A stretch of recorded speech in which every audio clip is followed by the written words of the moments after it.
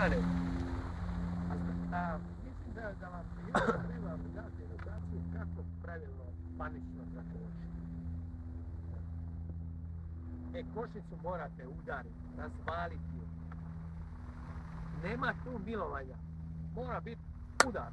Prvo, znači, ako hoću da mi auto što brže stane, udaram kočnicu, poslije toga spoljku, kuplog ili kvačilo, da se auto ne ugasi, znači da se ne dogodi ovako nešto, da ne moram kočiti moćnu mašinu, nego kočim samo masu automobila. U suprotnom kočim i pustim sad auto da mi vuče.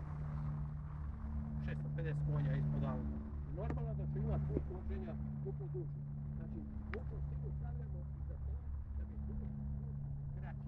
Ali molim, koliko god jako udarili kočnicu, vi morate znati da se može još jače. U panici imate do 30% veću snagu. I koliko god panično vi bili snažni i jako kočili, još jače se može.